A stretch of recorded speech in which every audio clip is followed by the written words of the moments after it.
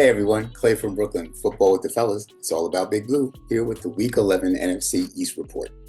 As you probably know, the Giants have a bye week this week, so we will not be losing this week, which is a good thing because we've been losing a lot lately. So any week where we don't have an L is a week that could have been worse. However, two of our division rivals are playing against each other. Tomorrow night, Thursday night, the Washington Commanders travel to Philadelphia to play against the Eagles. Washington comes in with a 7-3 record to face the Eagles, who are 7-2. They both sit atop our division, tied with the same number of wins. Obviously, Philly is going to make their play. So, looking at that game, that's two pretty solid teams, probably both of whom will make playoffs. Certainly, it seemed that way at this point. Commanders come in led by their rookie phenom quarterback sensation, Jaden Daniels. They are third in the league in scoring. They're averaging 29 points a game, and they're 12th in the league in points allowed in defense, giving up 21.7 points a game. So that's a really good team. They do have a couple of injury concerns. I mean, Jonathan Allen is still out for the season. He's obviously on IR, one of their stellar interior defensive linemen. They just acquired cornerback Marshawn Lattimore at the trade deadline from New Orleans. He didn't play last week, and he's not playing again this week. And their kicker, Austin Seibert, hasn't practiced yet this week. He's still listed as questionable. In addition to that, both of their starting offensive tackles, left tackle Brandon Coleman and right tackle Andrew Wiley, are listed as questionable, as is backup swing tackle Cornelius Lucas and center Tyler Biadasz. So they are really struggling along the offensive line with injuries. Let's see how many of them play. Their featured running back, or at least their supposedly featured running back, B-Rob, Brian Robinson, missed the last two games and is still listed as questionable. So he very well may miss this game as well, although they do have an excellent alternative option with Austin Eckler. So, and also Cleveland Ferrell, defensive end Cleveland Ferrell, has not practiced this week. So Washington is looking at a good laundry list of injured players who may or may not play, and that's going to have a big impact on their ability to win this game. On the other side of the coin, Philly has a couple of injuries as well. Nakobe Dean, Dallas Goedert, Darius Slay, and Devontae Smith all have been listed as questionable, haven't practiced yet this week. However, left tackle Jordan Mailata has come off of IR. He's been on IR for a while, but now he is off of IR as of this week, so he may play. They come in scoring 18 points a game. Giving up 18 points a game. They're fifth in the league in points allowed, and scoring 26 points a game. They're seventh in the league in scoring. So, and they've been on the rise. They've been looking stronger each week. Of course, featuring Saquon Barkley. Don't get me started, but he is tearing it up this year. So that's going to be a really good game between two really good teams. And the other game is the Monday Night Football game between the battle for Texas. The Houston Texans come in at 6-4 to face the Dallas Cowboys at 3-6. And Houston has lost two games in a row, so they definitely need this game to get back on track, although they are atop their division. Dallas, on the other hand, Dak Prescott is out for the year, so their season seems to be pretty much wrapped up.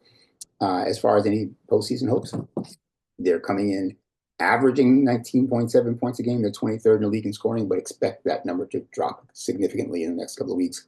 I seriously doubt they'll score as many points with Cooper Rush as they scored with Dak Prescott. They're also 31st in the league in points allowed, giving up 31 points a game, ironically. That number may go up because the fewer points you score, the more times your defense has to get on the field and the harder it is to play defense. So it's very possible that they may even get worse on defense. They have had their share of injuries. Deron Bland last year is really exciting cornerback who set new records in pick sixes. Hasn't played yet this year, and he's still listed as questionable. Rookie offensive tackle Tyler Guyton is listed as questionable, as is linebacker DeMarvion Overshown. On the Houston side, they're getting some good news potentially in that Nico Collins, their featured wide receiver one, is eligible to come off of IR and may play this week. Also, edge rusher Will Anderson missed last week's game, but he's listed as questionable. He may come back as well. They come in giving up 22 points a game. They're ranked 19th in the league, and scoring 22 points a game. They're ranked 17th in the league in scoring. So it looks like Houston is kind of on the upswing this year, following up on last year's upswing. And Dallas looks like they're just about done. In fact, I'm a little worried about them competing with us for the top draft pick. So right now, Dallas does not look very good, and that always makes me happy. Okay, so that's the NFC East report for this week as far as the teams in our division. Again, we don't play. Two of them play each other, and then Houston plays Dallas. And now I want to talk about a little feature I've been doing lately, which is the trivia question. So last week's trivia question was, two Giants are tied for the most games played as a Giant, regular season games played as a Giant, and I asked who they were. The answer is Eli Manning and Michael Strahan. They have both played 216 regular season games for the Giants. So if you knew that, congratulations, that was the right answer. And now it's time for this week's trivia question, which let's say I'm not expecting a lot of you to know, but I hope to be pleasantly surprised. So Steve Owen coached the Giants from early on, from like 1930 to 1953. He coached for over 20 years. So he obviously has a record for the most wins as a New York Giants head coach. The question is, who is second? Who has the second most wins as a New York Giants head coach? And you know what? I bet some of you do know this. So I'm going to ask you to put in the comments which Giants coach is second on the all-time list for most wins by a New York Giants head coach as a New York Giant. Don't tell me about Tom Landry or somebody else, or Vince Lombardi, someone who went somewhere else and got their wins. I'm talking about coaching our big blue New York Giants.